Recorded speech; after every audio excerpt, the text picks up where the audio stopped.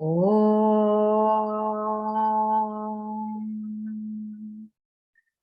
Om. Om.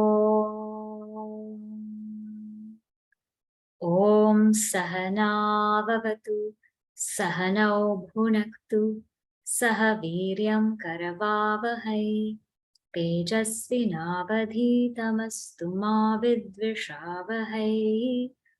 Om Shanti Shanti Shanti. Samasta Jana Kalyani Niratam Karunamayam Namami Chinmayam Devam Satgurum Brahma Vidvaram Namah Shri Shankarananda Guru Padam Bhujanmane Savilasa Mahamoha Grahak Grasai Katarmani. Okay, so let's read the verses that we covered last time. We're going to read from verses 32 to 35. Okay, so let's go ahead. Shunyamasiti brushe sadyogam vasadatmatam shunyasya natu tadyuktam ubhayam vyahatatvatah na yuktastamasa suryaha napi chasau tamomayaha satshunyayor virodhitvat shunyamasit katham vada vyadadir namarupe mayaya suvikalpite shunyasya namarupe cha tatharche jivyatam chiram satopi namarupe dve kalpite chetadavada kutreti niradisthanaha na brahma kvachidikshate. So here now we are in the section of Panchadashi where there is some discussion or some debate between what we call Asattvadis, those who believe that non-existence alone was, that everything originated from non-existence. So this happens here, from verse number 26. And this line of thought goes until verse 40. So what is the line of thought? So some believe that non-existence alone was.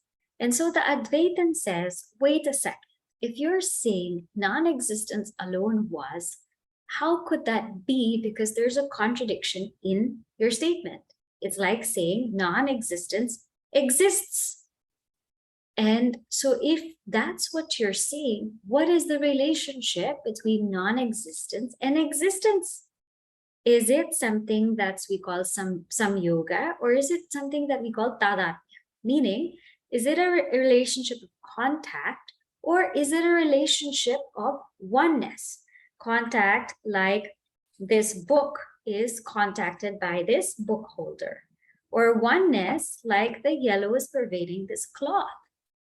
And so the Advaitin says, you cannot have a relationship because one exists, one doesn't exist. To have a relationship, you need to have two existing things. So therefore, this cannot be. And the Advaitin gives the example of the sun, where darkness cannot be in contact with brightness in the sun, neither can darkness penetrate light. They're two opposing things.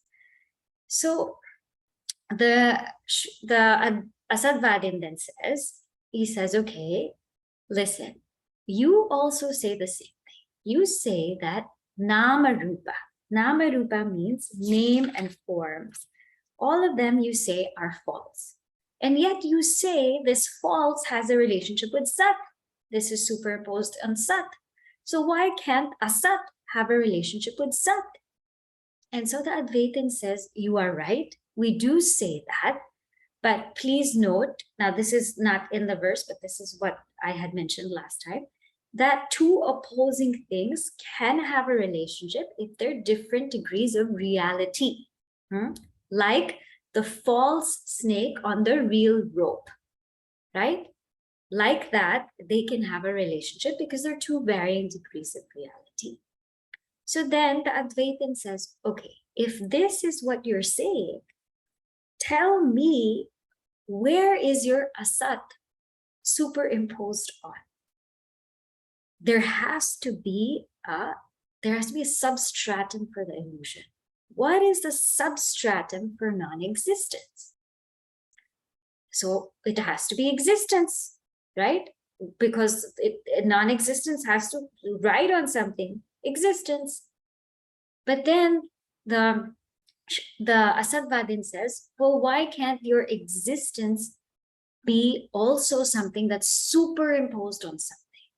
Why can't your existence also be like an illusion? What would Sat be superimposed on then?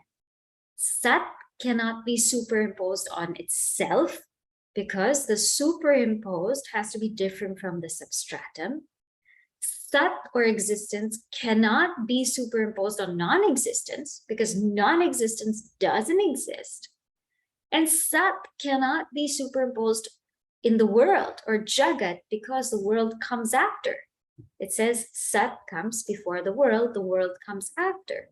So if you're saying that let Sat also be a superimposition, the Asatvadim says you said Asat or non-existence is a superimposition, so let existence be a superimposition. But if that's the question, where would it be superimposed in? There's no logical place for it to be superimposed in. Therefore, it alone is the substratum. Existence alone is the substratum, and everything is superimposed in it. Now, the Asatvadim gives a different line of argument now. And so before we look at that line of argument, let's just look at the statement again, right? Okay, I will speak a little slower, yes. Okay, so let's look at the statement again. Here we go. I'm sharing it on the screen so you can see. This is the statement. The statement is Sad eva somya idam agra asit ekam eva advitiyam. Just to go over the words, because these are important in the upcoming arguments. Sat. Sat means existence. Eva, alone. Somya is the name of Shwetaketu, O pleasant one. Idam. Remember, idam means this entire world. So, agra. Agra means before creation. So here, Sat Eva, existence alone was before creation, right? Asit means it was. So existence, Sat Eva, alone, Asit, was. Existence alone was. When Agra means before. Before what? This. Before this means this world, before creation. And what was that Sat Ekam? One, Eva, alone, Advitiyam, without a second. And these three words we analyzed, in the past classes, that it's really this one without any internal differences. It is one without any other species. And then it is one without any different species. There's no different species in existence. There's no other similar species to existence. And existence doesn't have any parts. It just is. Now, what this person is going to say is, well, here you have a flaw in your own statement, because before I read the verse, I'll just explain so you can see the words. You are saying Sat Asit. You are saying existence was. Now, isn't that a contradiction? Because existence is already there. So how can you say existence was? Why are you using these two words? You're saying my statement, non-existence alone was, there's a problem with it. But I am saying your statement, existence was, there's a problem with it. So let's read the verse and then we'll see what the answer would be. Sadasiditi shabdartha, Sadasiditi shabdartha, Bhede vaigunyamapatit, Bhede vaigunyamapatit, Abhede punarukte syat, Abhede punarukte syat, Maivam loke tathekshanat, Maivam loke tathekshanat. Sadasiditi shabdartha, Bhede vaigunyamapatit, Abhede punarukte syan, Maivam loke tathekshanat. So what he says here is, the opponent says sad asit, sad existence, asit was, iti. This is the statement, existence was. Shabdartha bhede. There is a difference in the words, right? There's a difference in the words. There's two words, existence was. When existence already implies something is there, why are you saying existence was? Vaigunyam apatet. Vaigunyam means that there's a dosha, there's a flaw here. Because again, there's duality. You said it's one alone without a second, but now there's duality. Existence was. So are you saying there's two existences? And then he says, abhede. And if you tell me abhede, means that they're the same thing. Existence was. As you say, it's the same thing. Punaruktihi syat. He says, then that's the flaw of repetition. In Shastras, they don't allow needless repetition. Meaningful repetition is okay, but not needless repetition. And so the Vedantin says, ma eva. No, what you're saying is not right. Why? Loke. In this world, tatha. This ikshanat. These things are seen in the world. These things are seen in the world. So therefore, there is no flaw. It's not that existence was is two different words. That's not what it is. And it is the same. Existence was, it is the same word. And it's not a dosha. It's not a flaw. And the Vedantin says, I'm going to give you an example of what I mean. So here now, verse 37. Kartavyam kurute vakyam, Kartavyam kurute vakyam, Brute dharyasya dharanam, Brute dharyasya dharanam, Ityadivasana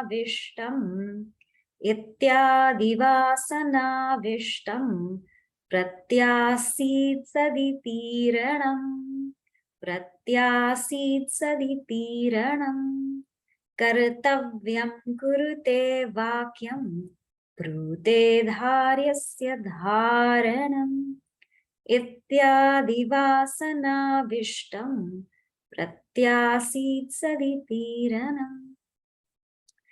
So what is he saying now? The Vedantin says, look, in the world, tatha ikshanat, we all use these expressions. Kartavyam kurute. Kartavyam means that which is to be done is done. We use these expressions. It's done, but we say what has to be done is done. Vakyam brute. Vakyam brute means the speech is said. Why can't we just say he said or she said? Speech is said, or the statement has been stated. or dharyasya dharanam, of that which has to be carried, it's carried, or that burden is borne. So in our worldly parlance, in our language, we use these things. We tend to repeat things, not needlessly, but for avadharana. For avadharana means to make things firm. We say what's done is done. And he says, iti vasana ityadi vasana vishtam. This is vasana vishtam. This vasana, this has become a samskara for us. It's become a deep impression that has entered our mind to speak this way. So it's not a flaw and it's not two different things. It's just that we're used to doing it because language has these limitations. So whenever there's a noun, we look for a verb. If we say existence, the next thing we're looking for is what? Existence does what? Existence runs, existence walks, existence sleeps. So the best thing to do is just put a verb there. Existence was. And the minute we find a verb or we think of a verb, runs. Well, who runs? What runs? Right away we question. So our mind is so used that to whenever there's a subject or a noun, we're looking for a verb. And whenever there's a verb, we're looking for a noun. And otherwise, we're blank. Like those who are learning Sanskrit, what's the first thing we have to do in every verse is to find the verb. And if we don't find the verb, we go a little nuts. then we have to find the Kriya Suchana Padam, that which resembles the verb. Then you're like, okay, I found something, right? So our mind is vasana vishta. It's used to this kind of language. And so he says, prati asid sad itiranam. So this, it towards that student, towards the people who have this vasana, it says, asid sad means sad asid. Existence was, it is said. Existence was, is said. So we all use expressions. What has to be done has been done. Speech is spoken and a burden is borne.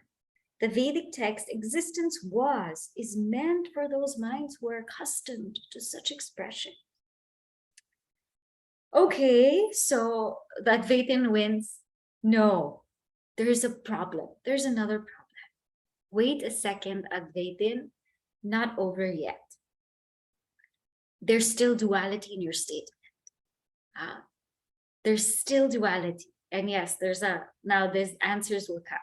There's still duality in your statement because you're saying existence was. That means there's time. There's time involved, so your statement is a flaw. And so now, what will you say to that, Advaita? It's not existence alone. You said existence was, so existence and time. So this is now the answer. Verse number 38. Kala bhave puret yuktihi. Kala bhave puret yuktihi. Kala vasanaya yutam. Kala vasanaya yutam. Shishyam pratyevate natra. Shishyam pratyevate natra. Dvitiyam nahi shankyate. Dvitiyam nahi shankyate. Kala bhave puret yuktihi.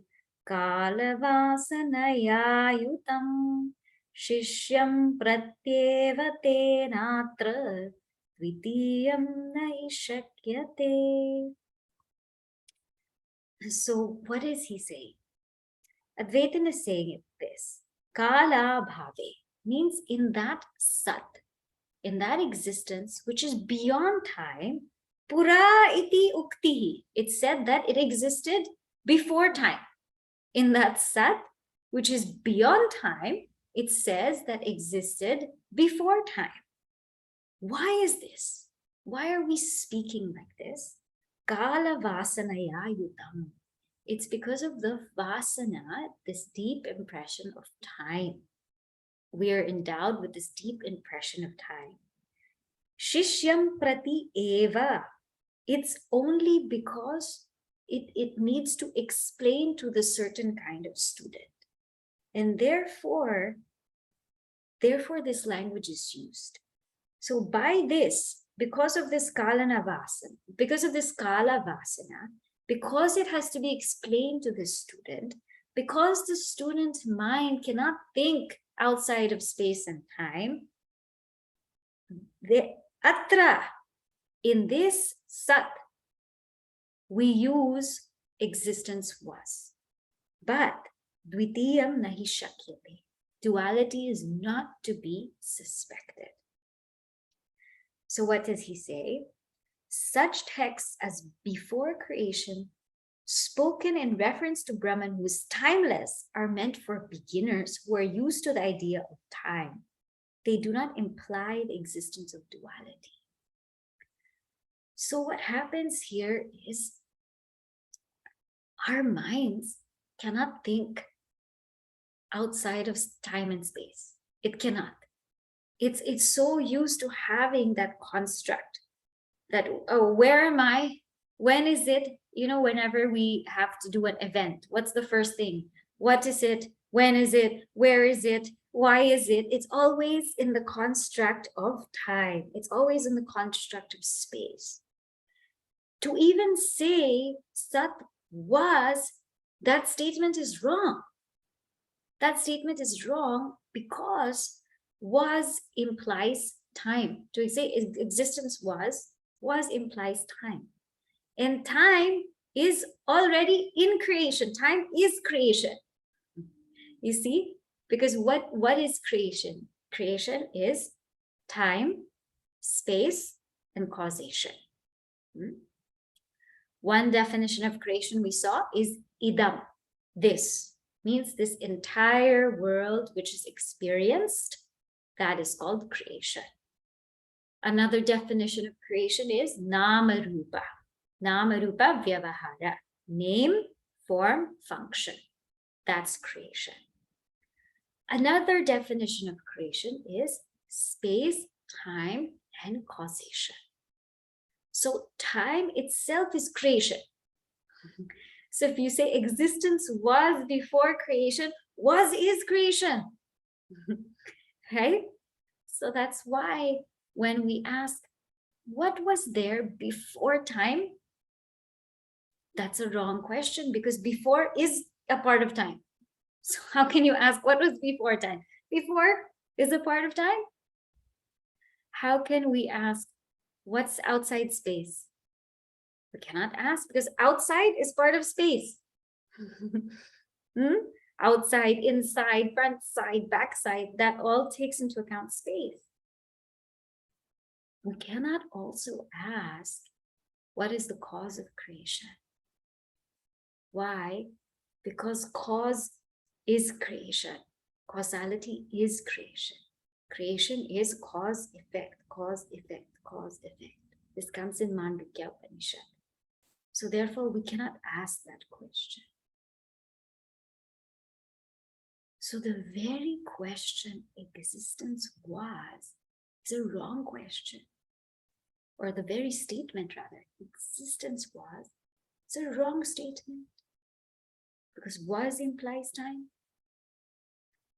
And not only that, but you have in the statement before creation. Before creation is also wrong because creation is time.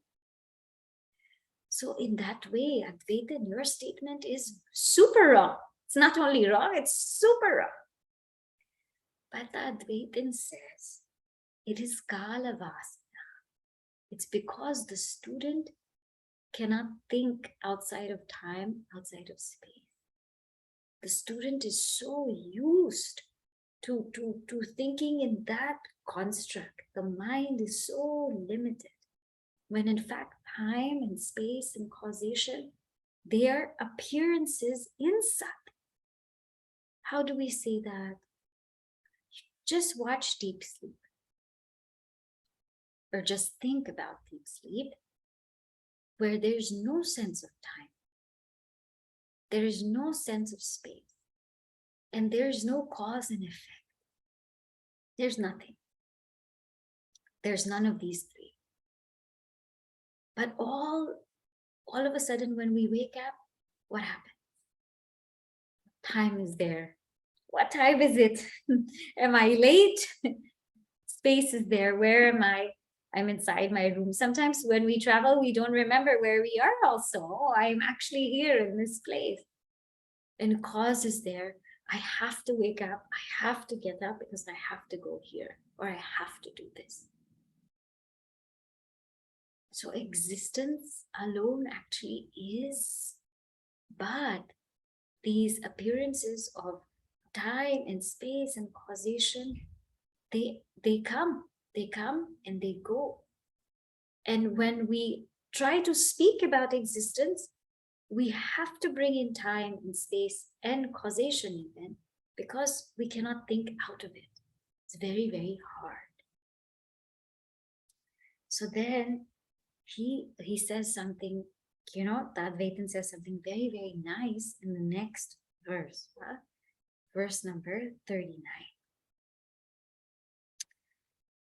Chodyam va pariharo va, chodyam va pariharo va, kriyatam dvaita bhashaya, kriyatam dvaita bhashaya, advaita bhashaya chodyam, advaita bhashaya chodyam, nasti napi taduttaram, nasti napi taduttaram, chodyam va pariharo va, kriyatam dvaita bhashaya, advaita bhashaya chodyam, nasti napi taduttaram.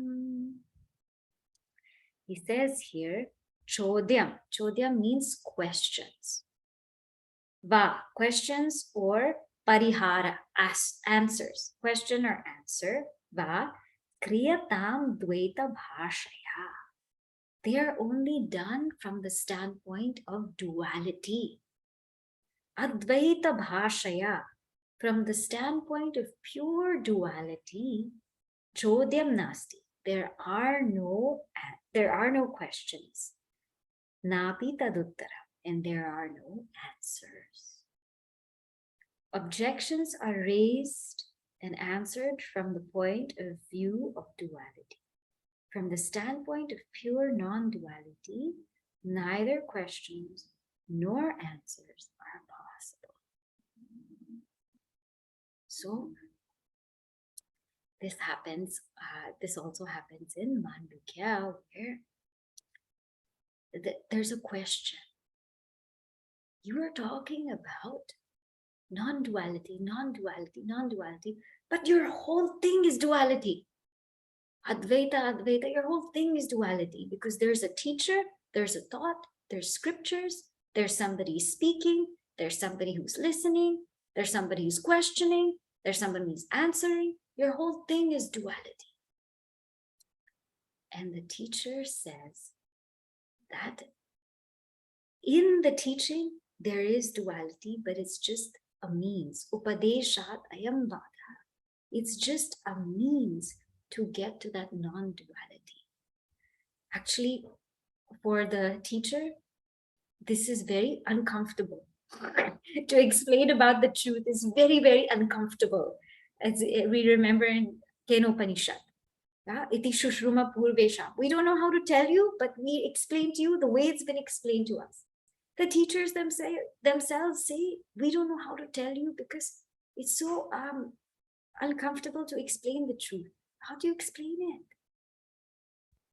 But because the teaching has to take place, because there has to be this exchange, that's why duality is used.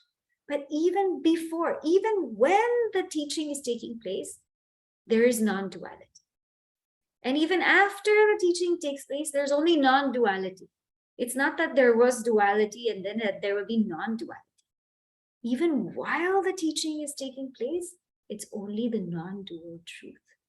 But yes, the language is of duality because there's no other way to sort of state it.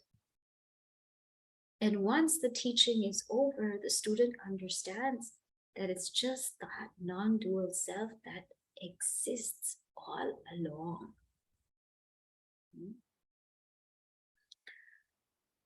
Adi Shankaracharya says, in Mandukya, he says, why is it that this truth cannot be explained? Why? You keep saying that this truth cannot be spoken of, cannot be explained, cannot be thought of. Why? Because language can do 5 things. Language can describe or indicate what we call jati or species or a class. So if something is like a computer, okay, this is a class of computers. This is a class of dogs. This is a class of houses. This is a class of flowers. Something belongs to a class or a category, language can define it. If something has a guna or quality, language can define it or describe it. Bring me that orange cloth. Bring me that yellow mango. Bring me that round fruit. If something has a kriya, if someone is associated with an action, language can grasp it. Please call the doctor, one who's practicing medicine. Please check with the therapist, let's say therapist, the one who's doing therapy. Please seek the teacher, somebody who's teaching.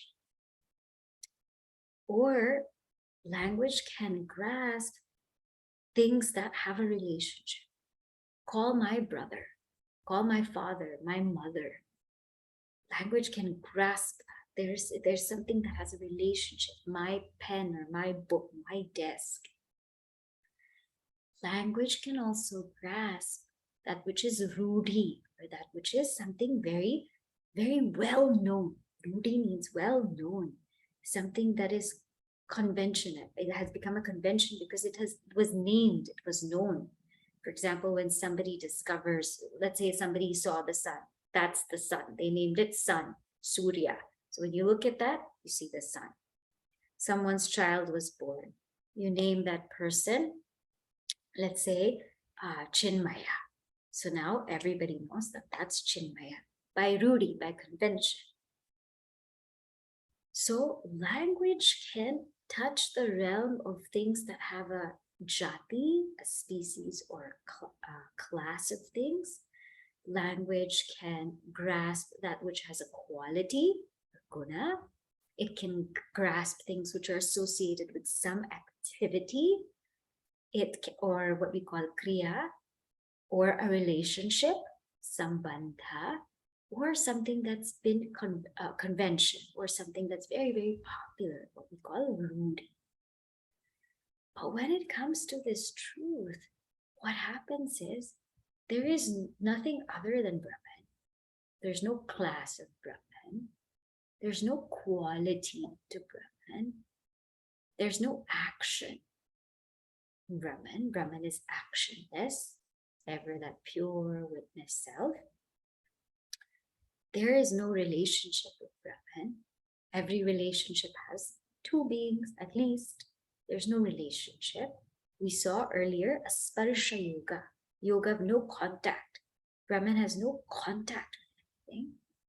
And Brahman is not something that was named, because to name something, to classify something, we have to first point at it, objectify it, and say, okay, this is Chinmaya, or this is Shubhani. We have to point at it. We cannot point at Brahman. So therefore, words cannot touch Brahman. And so our Shastra our Shastra just tries to find ways and means. So what do we do? So our Shastra uses things like neti neti, not this, not this. Or sometimes our Shastras will be very, very paradoxical or puzzling, right? Ashariram sharireshu. Doesn't have a body, but it's in all the bodies. Anavasteshu avastitam.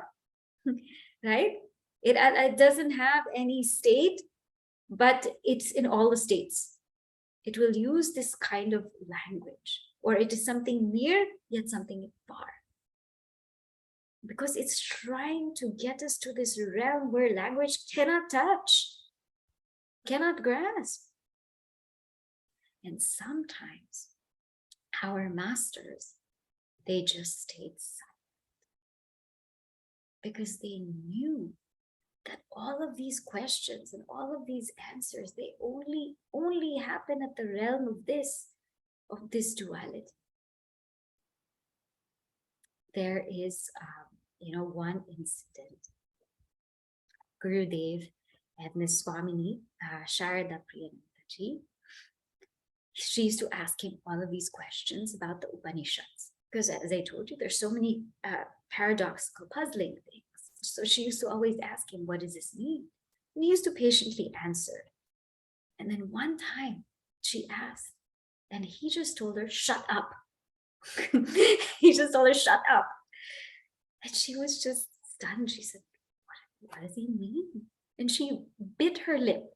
She didn't ask any more questions. Things were bothering her. Things were going on inside. She didn't ask any questions. She bit her lip. And then she says, it dawned on me that this truth is beyond words. And I clearly then understood. So that's what it is. All of this question and answering, you can tell us existence, there's duality, there's time, and all of that. You're always going to find a flaw. We're always going to find a flaw when we try to explain Brahman. There's always going to be a flaw. There's no flawless explanation, flawless indication of Brahman, because it's beyond words. Words cannot touch it. Yato vacho nivartante.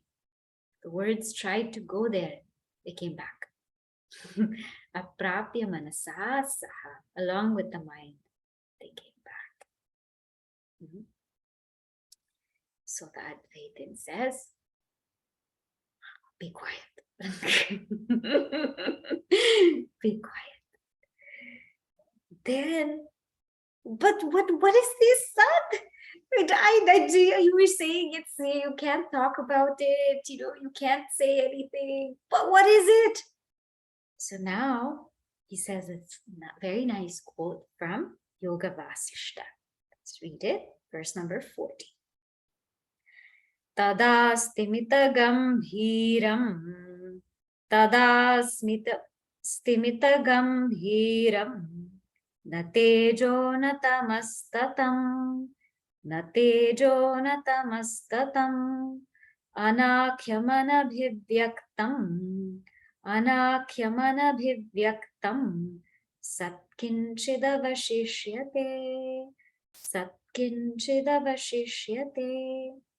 Tada stimita gambhiram, na tejo na tamastatam, anakyamanabhivyaktam, satkinchidavashishyate.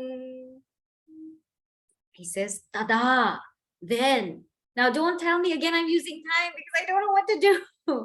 Then, he says, what remains? Avashishyate, tada avashishyate. What remains?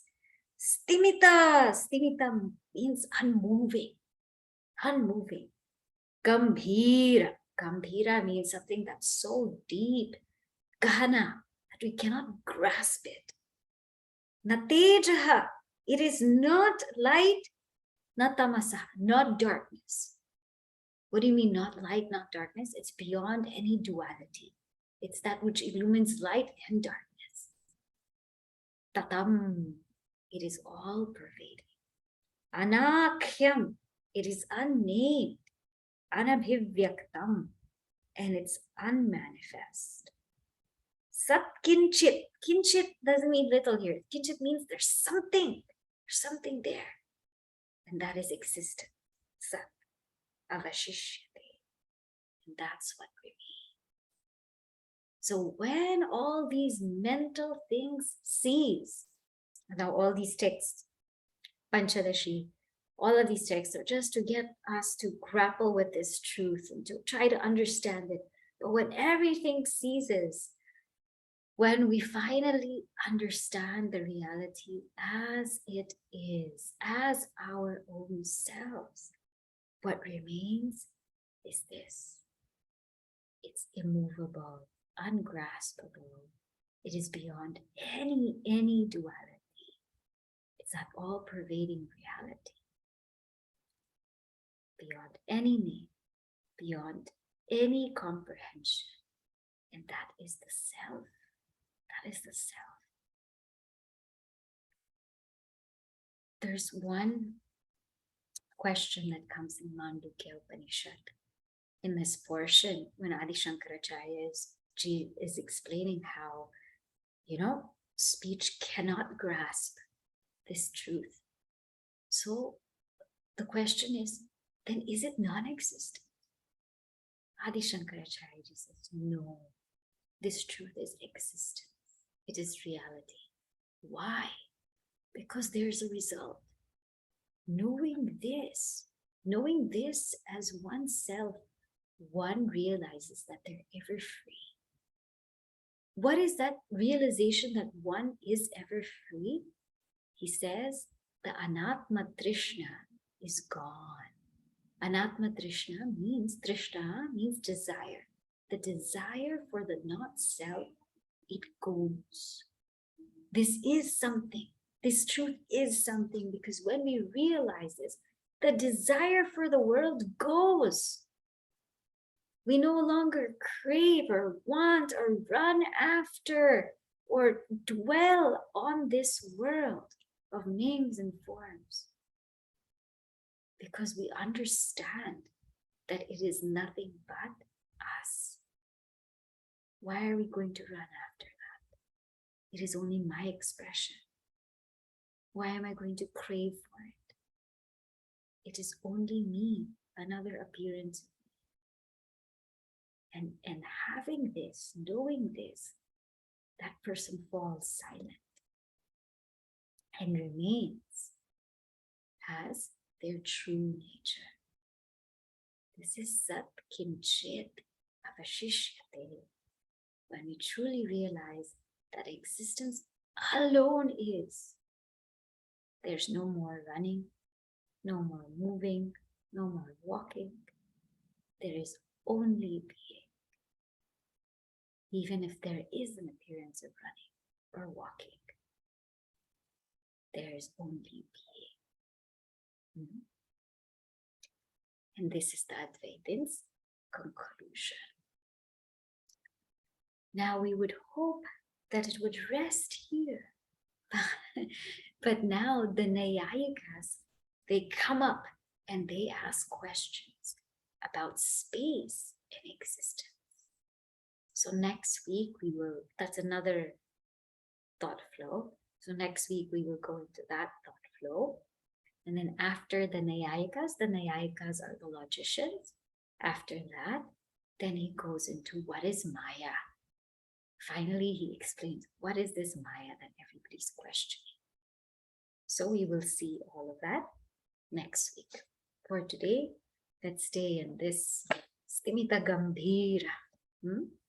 So we'll say the closing prayer, and then if anyone has questions and comments, we can take. Om Purnamadav Purnamidam Purnat Purnamudachyate Purnasya Purnamadaya Purnameva Vashishyate. Om Shanti Shanti Shanti. Hari Om Shri Guru Namaha. Hari Om.